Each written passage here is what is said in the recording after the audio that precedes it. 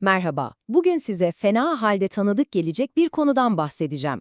Hani o anlar vardır ya, bir tartışmanın ortasındasınızdır, sonuna kadar haklı olduğunuzu bilirsiniz ama bir türlü kazanamazsınız.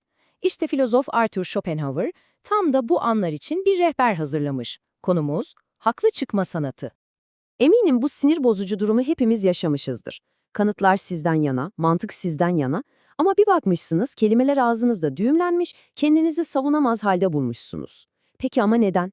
Neden haklı olmak her zaman kazanmaya yetmiyor?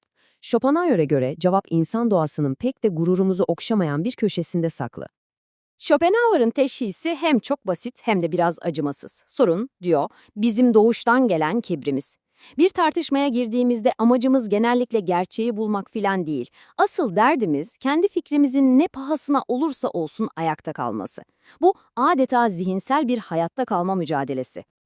Ve işte bütün kilit nokta tam da burası. Schopenhauer'e göre çoğu tartışma bir hakikat arayışı değil, düpedüz bir üstünlük mücadelesidir. Önemli olan kimin haklı olduğu değil, kimin galip ilan edileceğidir. Schopenhauer sırf bu amaca hizmet eden, kazanmaya odaklı bu sanata özel bir isim de veriyor.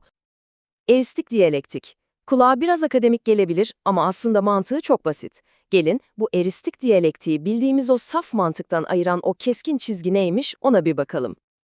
İşte aradaki dağlar kadar fark tam olarak bu. Sol taraftaki mantık için tek bir soru vardır. Doğru olan ne? Sağ taraftaki eristik diyalektiğin derdi ise bambaşkadır. Nasıl kazanırım? Gerçeğin ne olduğunun zerre kadar önemi yoktur. Tek hedef galip gelmektir. Schopenhauer tanımı çok net yapıyor. Bu diyor, haklı ya da haksız olmana bakılmaksızın her durumda üste çıkma sanatıdır. Hatta o meşhur Latince deyişle per fas et nefas yani ister hakla ister haksızlıkla her ne pahasına olursa olsun kazanmayı hedefler. Yolun mübah olup olmaması umrunda değildir. Ve bu benzetme durumu harika bir şekilde özetliyor aslında.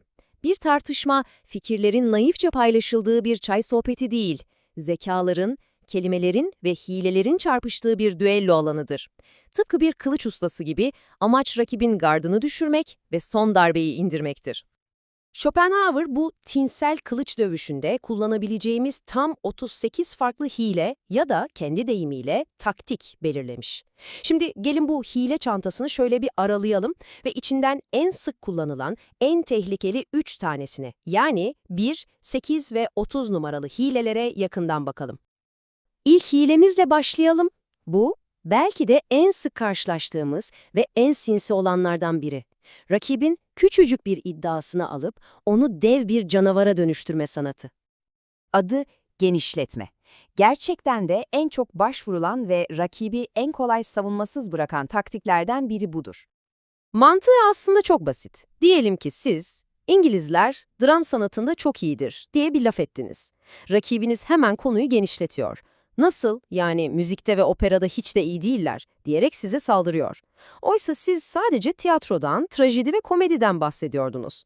Rakibiniz ne yaptı? Sizin özel iddianızı alıp bütün sahne sanatlarını kapsayacak şekilde genişletti ve oradan kolayca vurabileceği bir açık buldu. Gelelim 8 numaralı hilemize. Bu sefer mantığa değil, doğrudan duygulara saldıran, rakibin zihnini bulandırmayı hedefleyen psikolojik bir manevra var sırada. Bu hilenin amacı çok net. Mantıkla başa çıkamıyorsan rakibini öfkelendir. Çünkü öfke mantığın en büyük düşmanıdır. İşte bu hilenin arkasındaki basit ama inanılmaz güçlü gerçek bu. Öfkelenen bir insan mantıklı düşünme yeteneğini anında kaybeder. Avantajlarını göremez, zayıf noktalarını açık eder ve tamamen savunmasız hale gelir. Ona açıkça haksızlık yaparak, küstahça sataşarak veya genel olarak haddini bilmez bir tavırla çok kolay bir şekilde sinirlendirebilirsiniz. Ve son olarak inceleyeceğimiz 30 numaralı hile, entelektüel gözdağı verme sanatı. Yani argümanınız zayıfsa rakibinizi bilginizle ezerek susturma taktiği. Bu hile, kanıt sunmak yerine kendisinden kolay kolay şüphe edilmeyecek bir otoritenin gölgesine sığınmaktır. Çünkü çoğu insan uzmanlara ya da genel kanıya karşı çıkmaktan fena halde çekinir.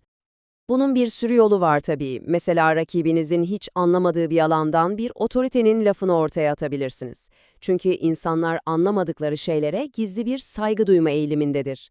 Ya da en klasiği, Herkes böyle düşünüyor demek de çok güçlü bir otorite argümanıdır. Çünkü çok az insan bütün dünyaya kafa tutma cesaretini gösterebilir. Peki diyelim ki tüm bu numaralar işe yaramadı, tartışmayı kaybetmek üzeresiniz ve köşeye sıkıştınız. Ne olur? İşte o zaman Schopenhauer'in son ve en acımasız hilesi devreye girer. Bakın, bu ikisi arasındaki ayrım çok ama çok önemli. Ad hominem, rakibin argümanındaki bir çelişkiyi yakalamaktır, yani yine de konuyla ilgilidir. Ama ad personam, yani kişiselleştirme, işte bu entelektüel bir iflastır. Konuyu tamamen bırakıp doğrudan rakibin şahsına, karakterine saldırmaktır.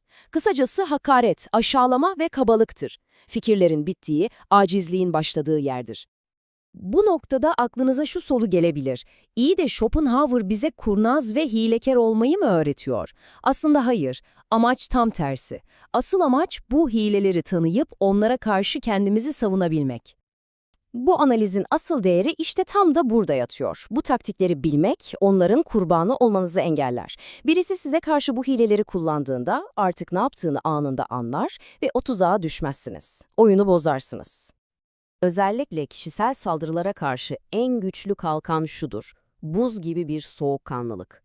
Rakibiniz size hakaret ettiğinde derin bir nefes alın ve sakince bunun konuyla hiçbir ilgisi olmadığını belirtip ana argümanınıza geri dönün.